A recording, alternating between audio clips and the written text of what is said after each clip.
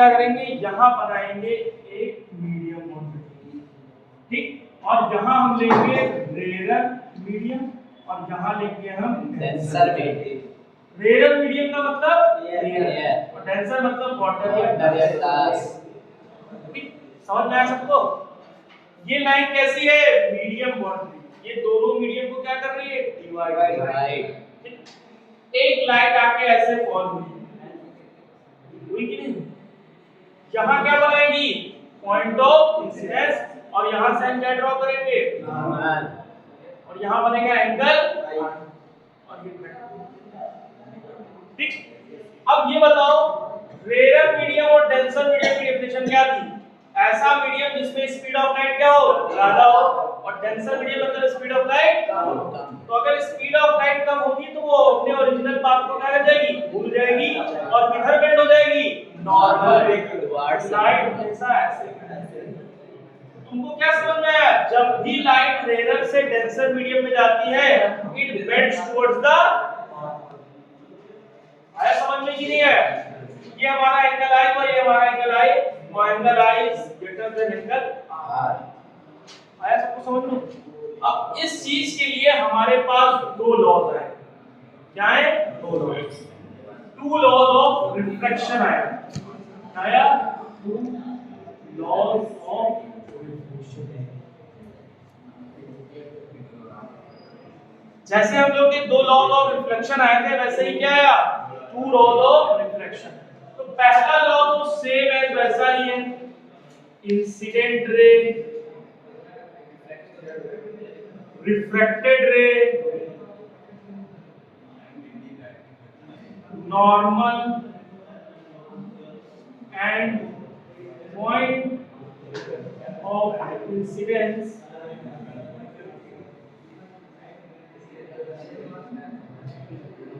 all lie in a same plane।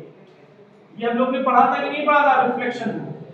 तो उसमें मैंने क्या बताया था कि जो हमारी इंसिडेंट रे होती है, जो हमारी रिफ्लेक्टेड रे होती है, जो हमारी नॉर्मल होती है, जो हमारा पॉइंट ऑफ इंसिडेंस होता है, वो सारा का सारा हमें कहाँ दिखाना है, एक ही प्लेन पे। ऐसा नहीं मैं इंसिडेंट रे यहाँ फॉल कराऊं तो रिफ्लेक्टेड रे यहाँ निकाल दूं, ऐसा समझ में नहीं है? सारी की सारी चीजें क्या होनी चाहिए, एक ही प्लेन पे।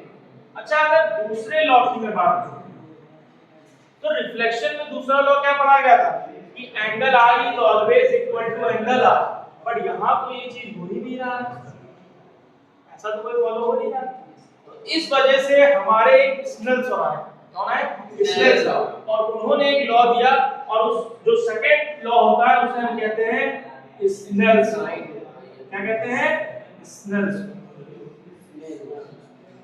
क्या कहते हैं, इन्होंने क्या कहा, ratio of sine angle of incidence, sine angle of incidence to the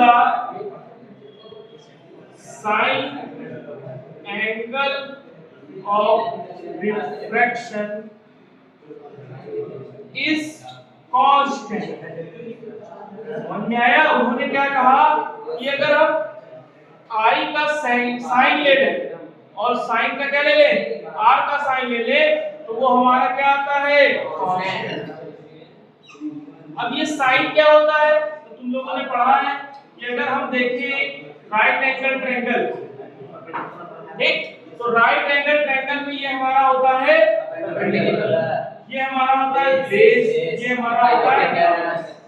अब क्या करें, पाइथागोरस से थोड़े खाली बैठे हुए थे, तो उन्होंने क्या कहा, हम क्या करते हैं, सारी साइडों का क्या ले लेते हैं, रेशियो। तो उन्होंने क्या ले लिया, उन्होंने ले लिया एक रेशियो ले लिया p/h का, एक रेशियो ले लिया b/h का, और एक रेशियो ले लिया p/b का।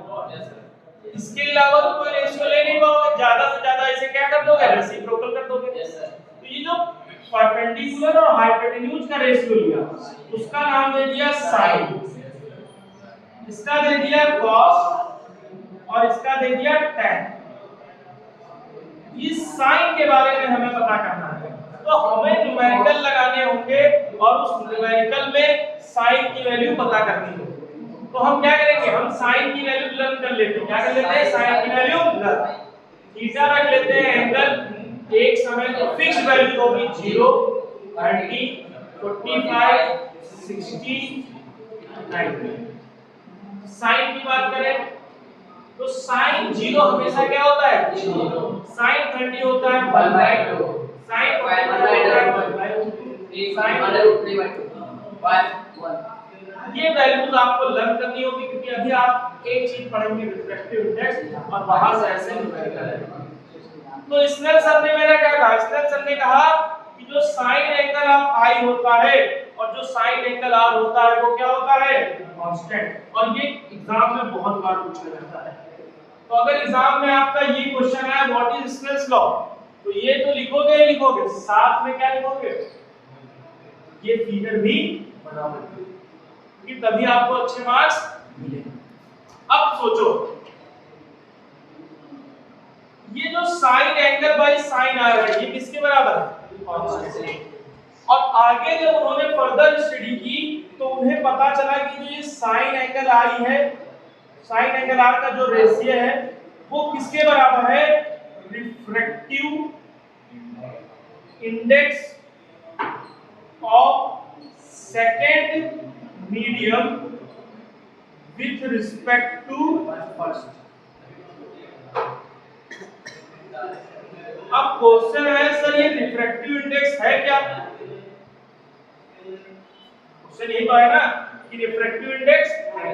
तो यहाँ एक नई चीज हमें पढ़ने को मिल रही है, क्या पढ़ने को मिल रही है, रिफ्रैक्टिव इंडेक्स। अब अगर हम देखा जाए तो हम इसको डिनोट कैसे करते हैं, रिफ्रैक्टिव इंडेक्स को डिनोट करते हैं n से। अब क्या करा second medium with respect to first, तो 2 को पहले लिखेंगे और 1 को बाद। तो हमारा sin i by sin r क्या हो जाता है n2, और n21 को हम पढ़ेंगे कैसे, refractive index of second medium with respect to first.